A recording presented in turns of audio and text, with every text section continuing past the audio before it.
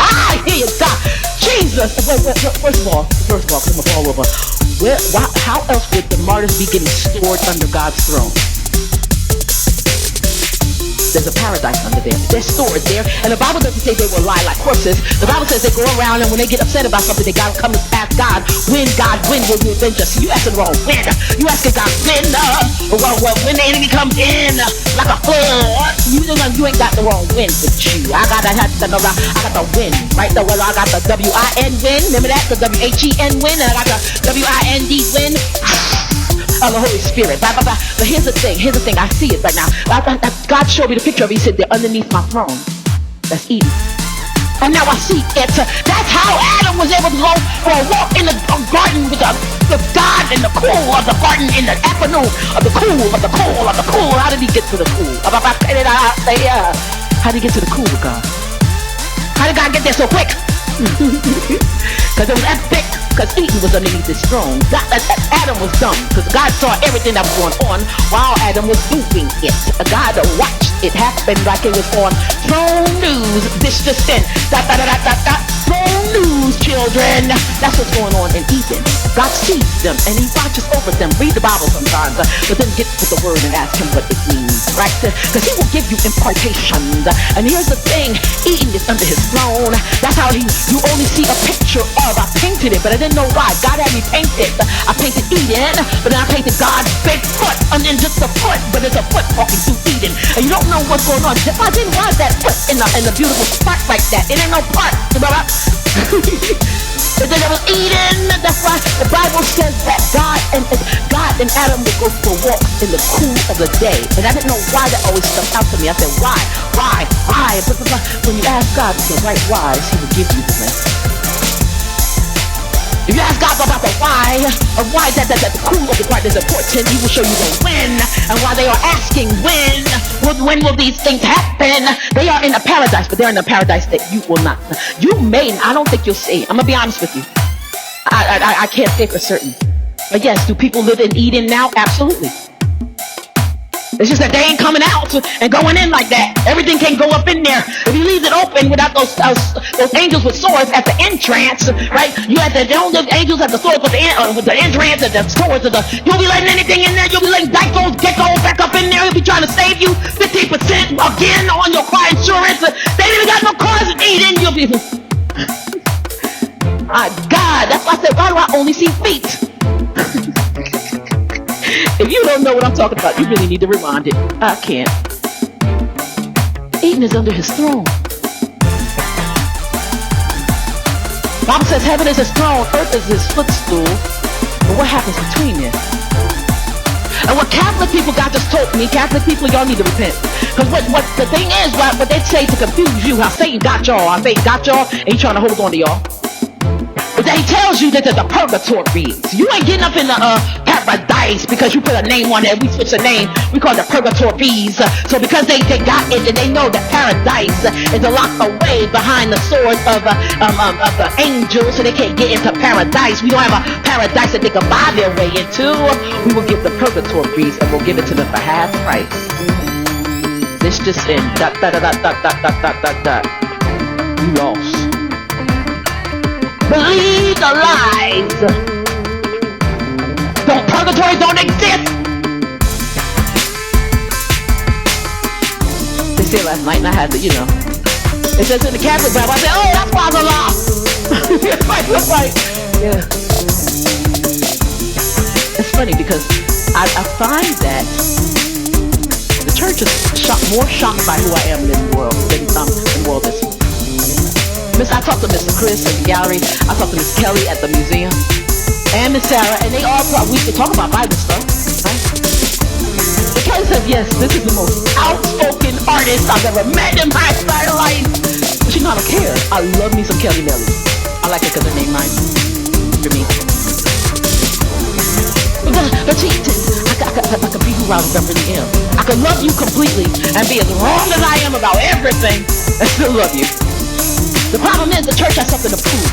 And the thing is, we're calling it, and we're being appalling to God. We're calling it and calling it up because we ain't got the word of God underfoot under boot, under belt. No. We have the belt of truth on, and we tie on the belt of truth without putting the truth inside of it. That's why your pants are around your ankles. You looking crazy in the streets. You are naked.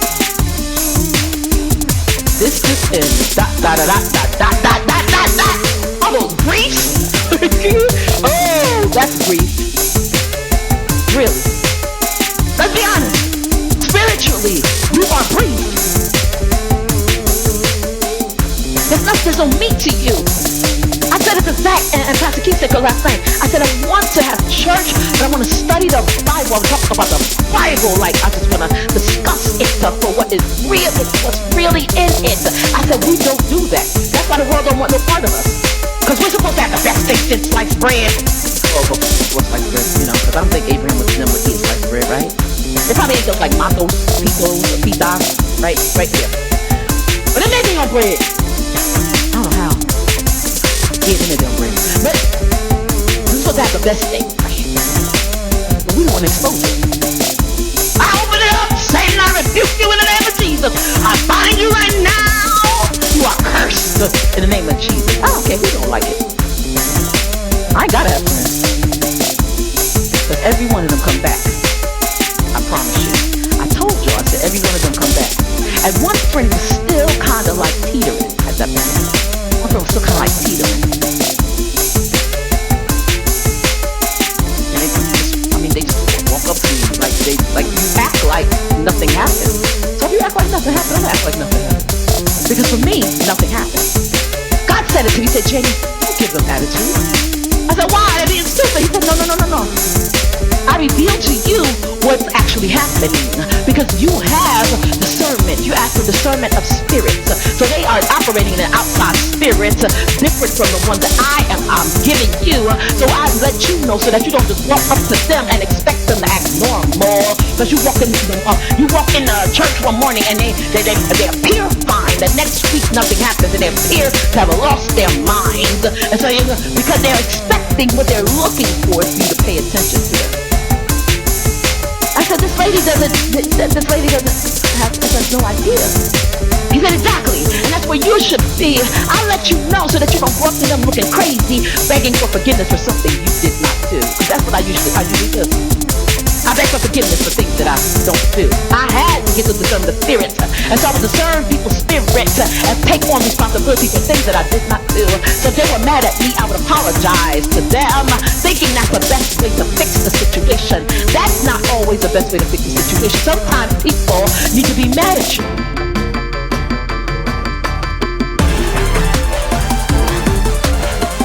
Sometimes people need to be angry at you. So that way she can actually, or he, or whoever, can actually see the God that reigns over the earth. Sometimes, if I can't see God, sometimes it's your fault.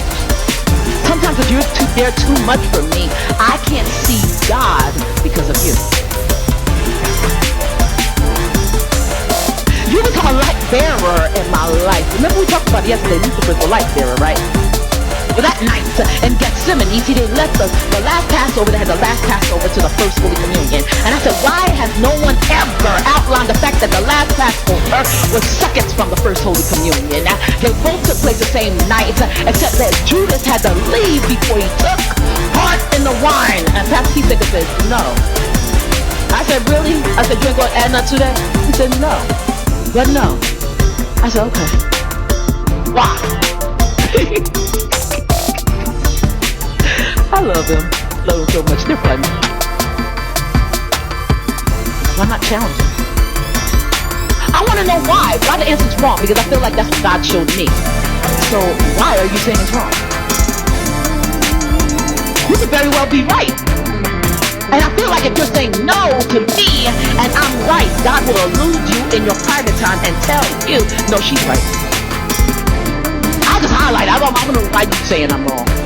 I don't have a problem with you saying I'm wrong. I couldn't care less. Because if it doesn't bear witness to me and my wilderness, the only one that was there for me in my wilderness was God.